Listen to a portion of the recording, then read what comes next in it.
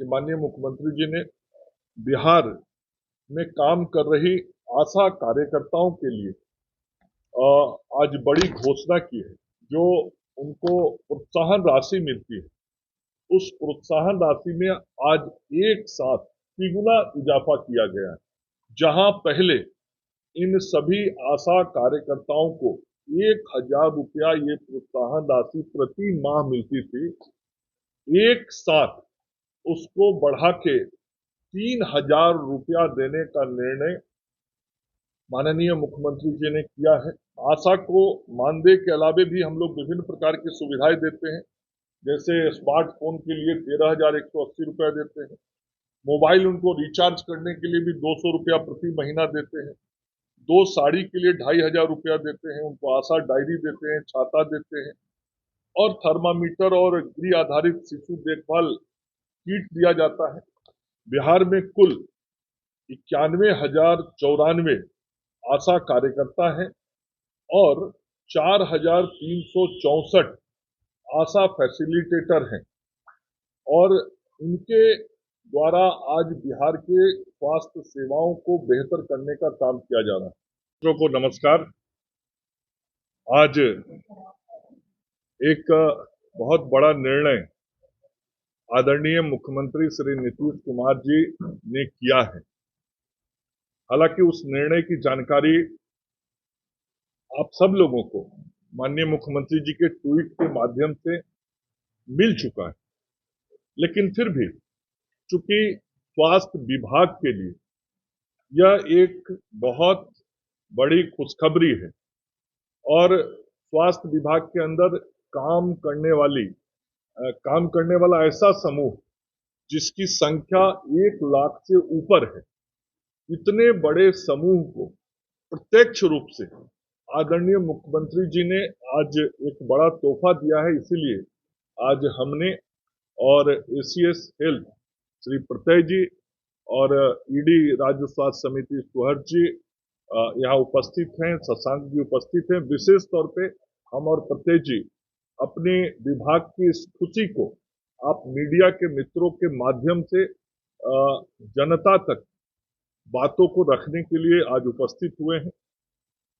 जैसा कि आप सब लोगों को आज जानकारी है कि माननीय मुख्यमंत्री जी ने बिहार में काम कर रही आशा कार्यकर्ताओं के लिए आज बड़ी घोषणा की है। बिहार में कुल 91,094 आशा कार्यकर्ता हैं और 4,364 आशा फैसिलिटेटर हैं और इनके द्वारा आज बिहार के स्वास्थ्य सेवाओं को बेहतर करने का काम किया जा रहा है। इन सभी लोगों के जो उनको प्रोत्साहन राशि मिलती है, उस प्रोत्साहन राशि में आज एक साथ तिगुना इजाफा किया गया है।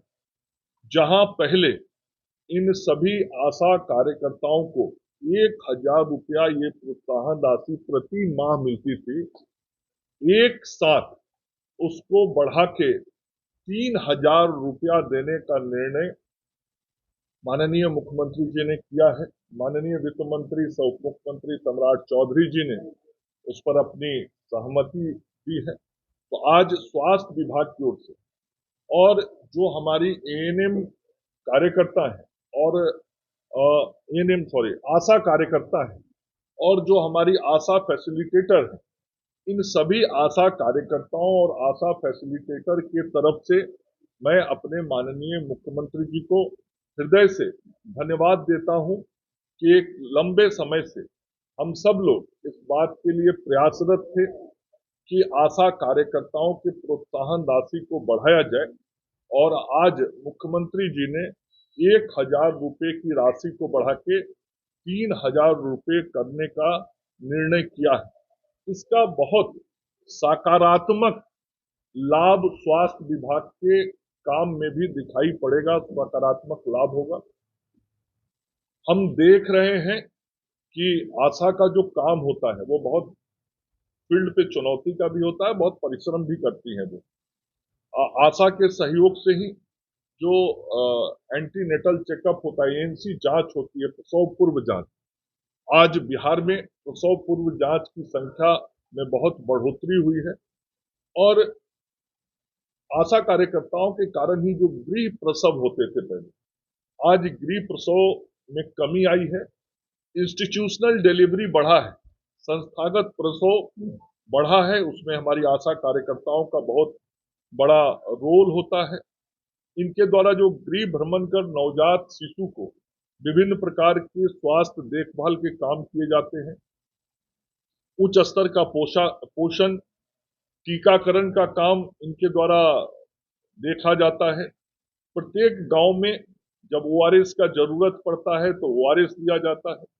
आईएफए की गोलियां, जो आयरन फॉलिक एसिड की गोलियां होती हैं, वो गोलियों का वितरण किया जाता है। परिवार नियोजन के कार्यक्रम चलाए जाते हैं और उसके अतिरिक्त रोग नियंत्रण के भी विभिन्न कार्यक्रम जैसे मलेरिया, डेंगू, एईएस, फाइलेरिया, कुष्ठ, यक्ष्मा इत्यादि जो बीमारियां हैं, इन बीमारियों के रोकथाम में भी इनका बहुत बड़ा रोल होता है।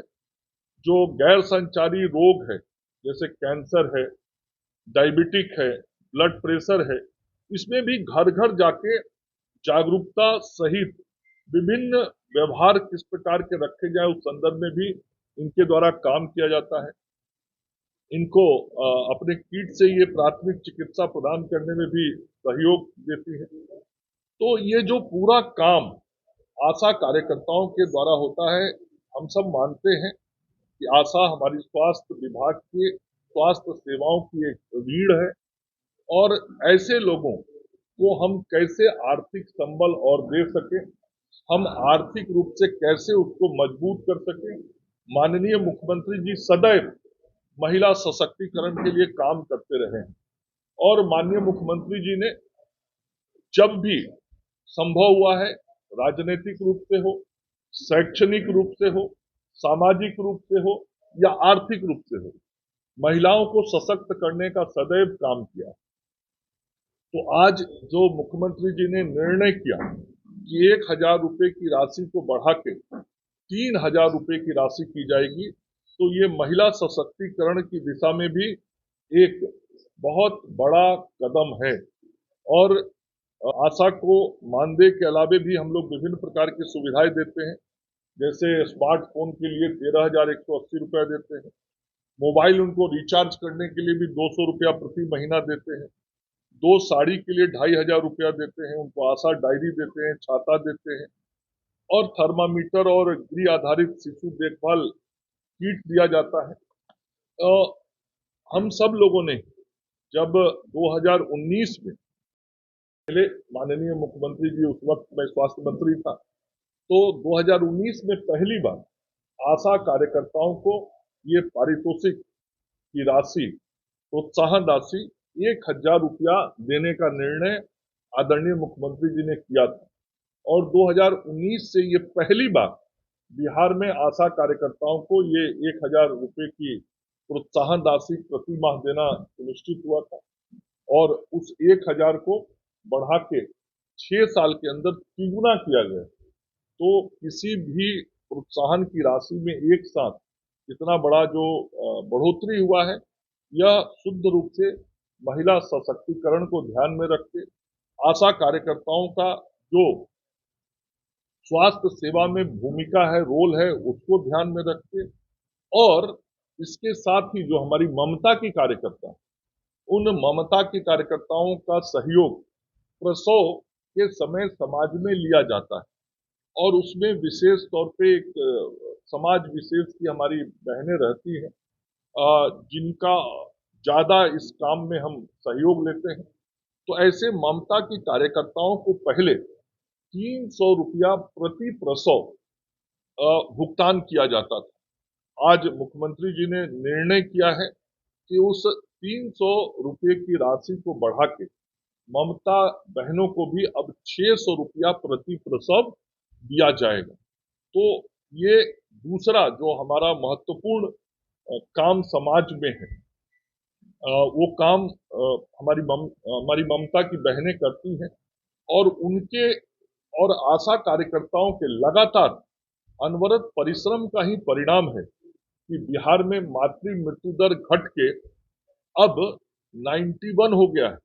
जो 2005 में 365 होता था, तो 365 से घट के आज प्रति 1 लाख महिला जब प्रसव होता है तो 365 की जहां मृत्यु होती थी अब 91 पे हम आ गए।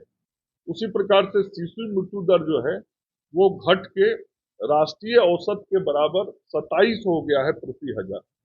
और 5 वर्ष से कम अंडर 5 मोर्टेलिटी जिसको कहते हैं वो भी घट के अब 30 पर आ गया है, जो नेशनल एवरेज से भी बढ़िया है।